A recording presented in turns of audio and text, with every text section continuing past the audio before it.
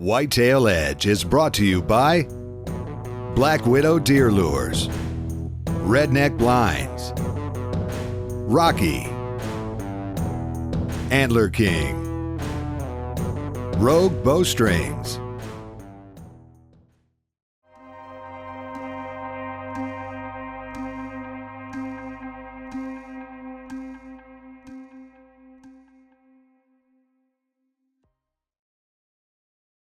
We're on a pretty good farm here. The first year I've ever hunted this farm. I'm not hunting the same farm that I hunted the last 2 years where I killed those 2 booners. But there is one booner on this farm. I'm pretty sure I got pictures of him earlier this year, and I think he'll make 170. But I haven't got any pictures of him since the 27th, so that's a little discouraging.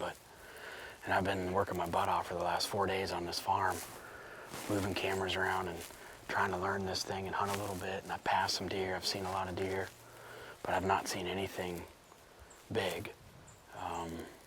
I've seen some mature deer, but dinky racks on them, like big old, almost going downhill type deer.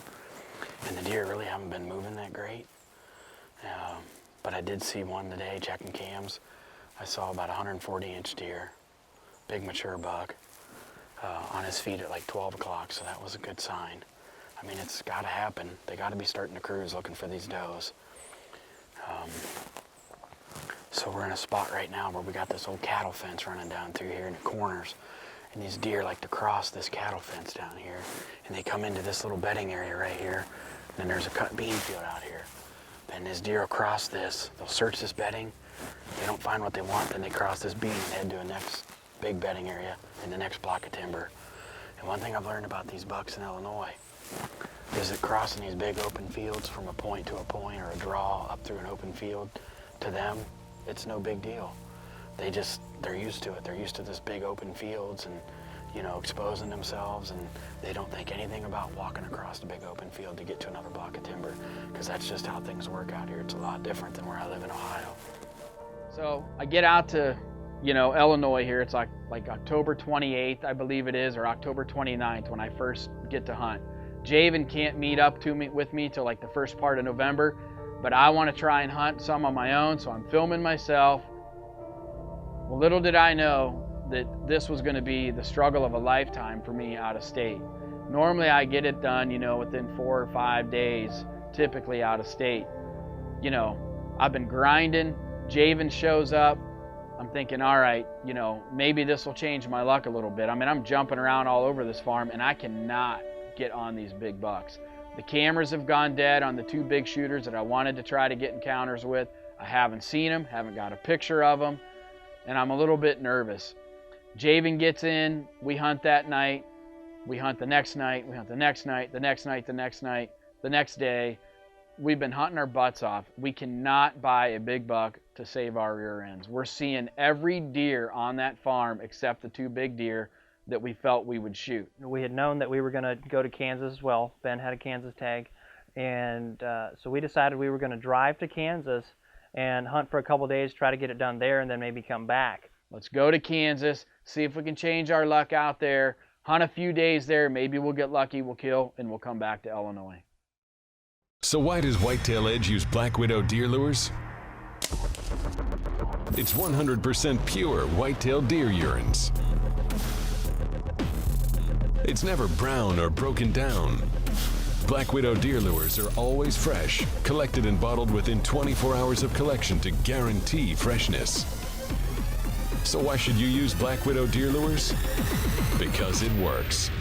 Visit www.blackwidowdeerlures.com.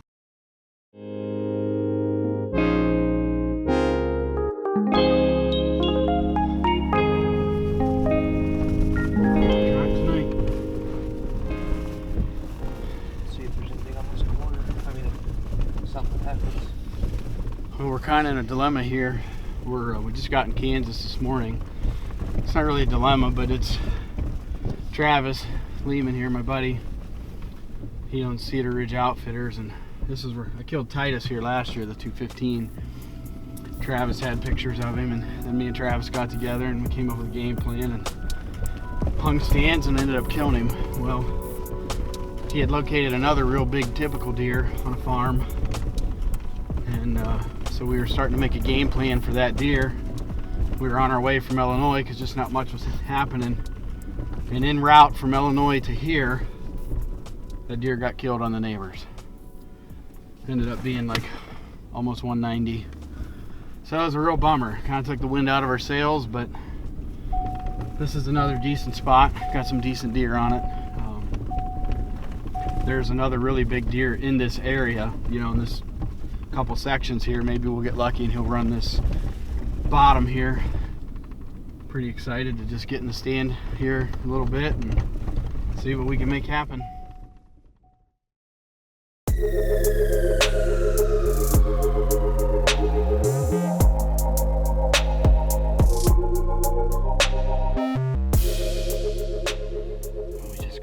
Spot here. It's a new farm.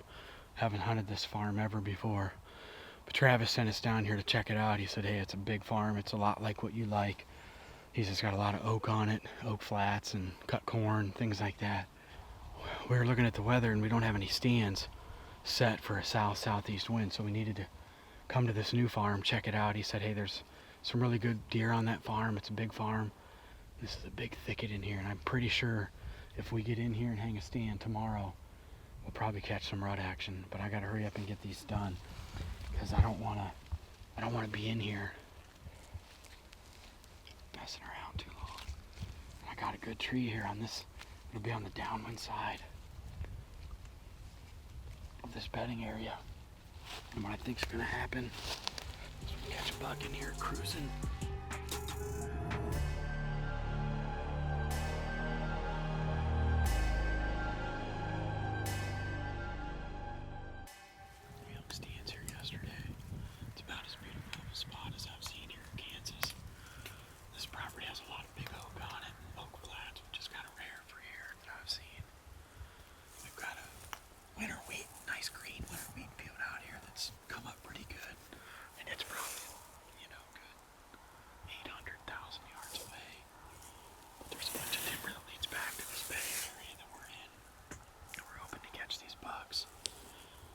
Deer coming back from that area, you know, back into this bedding area where these bucks just coming in here and cruising this bedding area looking for a hot doe this morning. It's really all we know to do. You know, we've never hunted this far. We just looked at some maps, kind of got an idea where the deer were bedding, and we set up to where we thought we could have the best advantage of being on the one side of it. Maybe just hope to see something and maybe call to it, get it to come to us.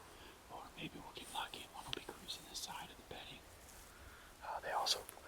There's a pretty good trail on the other side of this fence out here in this grass, this old pasture. And it looks like they walk the end of the side of this too. So we can shoot into the pasture and we can shoot into the bedding area here about 40 yards. So I don't know what's in store for us. This has been the roughest 13 days of my life deer hunting. So between Illinois and Kansas now, it's just wow. I don't even know what to say, but just coming off the 2 years I had, I guess I can't